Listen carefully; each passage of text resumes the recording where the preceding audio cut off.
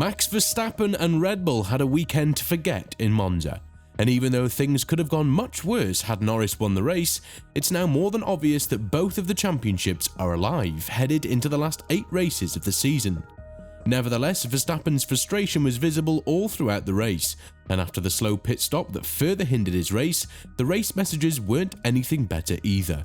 With the car now being poor on both low and high downforce tracks, is this the clearest sign as of now when it comes to Verstappen's future with Red Bull?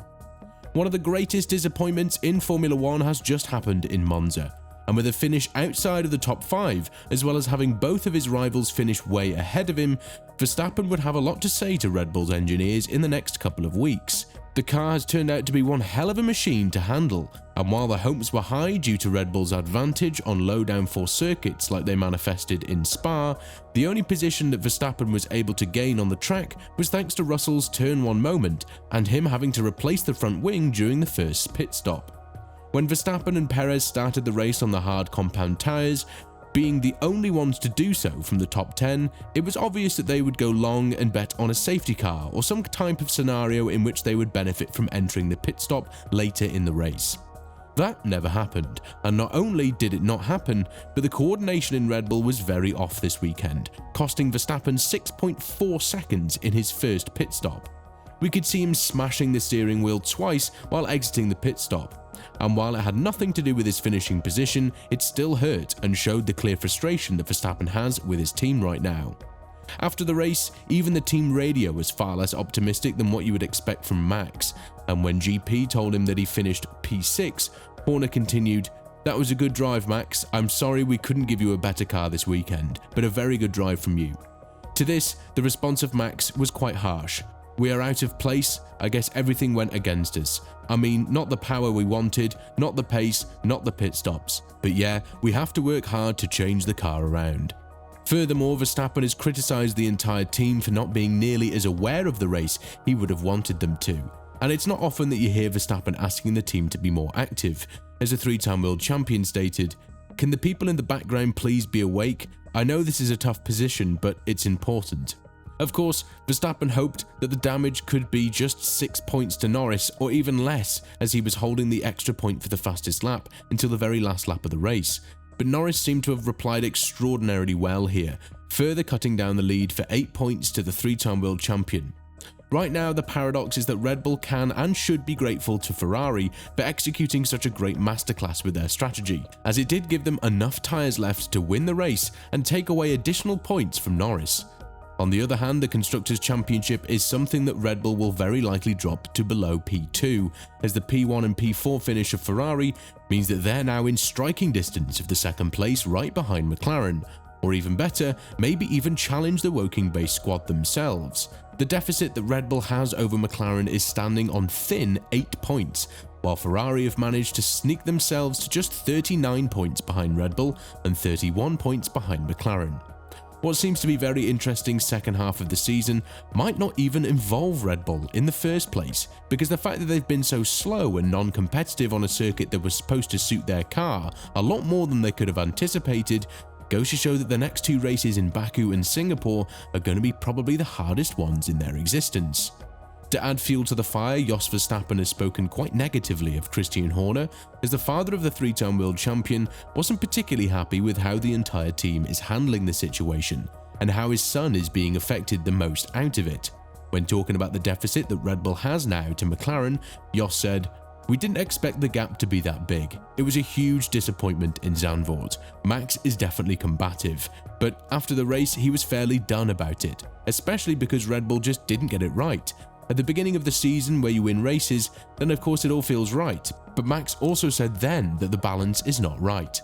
Of course, that was not brought out at the time. The team tried to keep it inside. Max complained about the car's balance about 3 months ago, only they didn't really believe it, or they didn't really see it. Now you're actually a bit too late." Both Jos and Marco have criticised Horner and said that he's now in a very bad situation, because while he's trying to make progress, it's clear as the sky that the car has gone from the fastest to occasionally the second and potentially the 4th fastest competitor on the grid, which is something that Verstappen wouldn't like to have in the team he's representing for the future.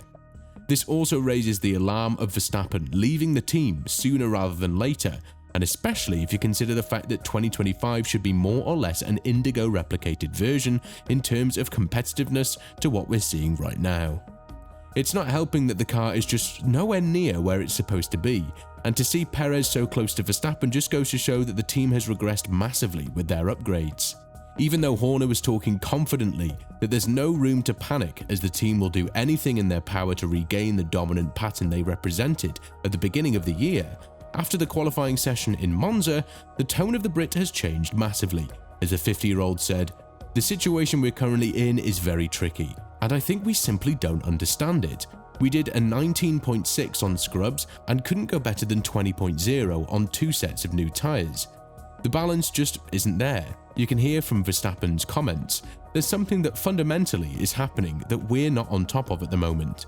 We obviously need to understand it and understand why on the older tyres we're able to get that time, and also understand why on 2 sets of new tyres we couldn't get anywhere near it. Nevertheless, the worrying fact is that Red Bull have worked on solutions over Zandvoort, and it was more than obvious that they weren't satisfied with what they got ever since the weekend in Monza has started. For Verstappen to finish P6 after being P2 in his home race, it just shows that there's a lack of pace in the car, and when talking about the urgent fixes that the team needs to apply to the RB20, Horner said, "We ran an older spec in Zandvoort to see if that redressed any of the issues at all. The reality was we still had the same handling characteristics and issues, so that's given an awful lot of data for the guys, but a lot to get our heads around. We need to address it quickly because McLaren have made a significant step over the last few races. We are not behind Ferrari and Mercedes in Monza as well." Again, it would have been a huge question mark whether Verstappen would have gotten near Russell had everything gone right for the Brit after turn 1. But obviously, we cannot hindsight these types of scenarios as everything's part of the race. One thing is for certain though, Red Bull are slowly but surely losing the ground under their feet. And this is something that Verstappen has called upon in the past couple of months, as it does seem like his requests have fallen on deaf ears, as his father has accused the entire team, especially Christian Horner, for the outcome of the RB20's mid-season development. And again, while Red Bull tend to deny it constantly, Helmut Marko might have slipped a bit of information that the team wouldn't like to be heard in the media, and that is the lack of absence of the mastermind called Adrian Newey in the paddock. It does look like it's not a coincidence that the downfall of Red Bull has started precisely when Newey decided to depart the team. And while this is a sport in which one man doesn't make that big of a difference, like we're witnessing in Red Bull, the lack of knowledge from the engineers led by Washe clearly states otherwise. When talking about the entire Adrian Newey situation, who is expected to announce his next team in the next couple of weeks, Helmut Marko said, "Newey is no longer fully involved in developing the car. It's true that his experience and knowledge could certainly have helped in this situation." With all of this in mind, do you think that Verstappen should be angry at Red Bull for throwing away such a competitive car to the dumpster and effectively reverting to the specifications that brought their glory in the first half of the season? Let us know in the comments below, and once you do that, make sure to click on the video that's appearing on your screen right now.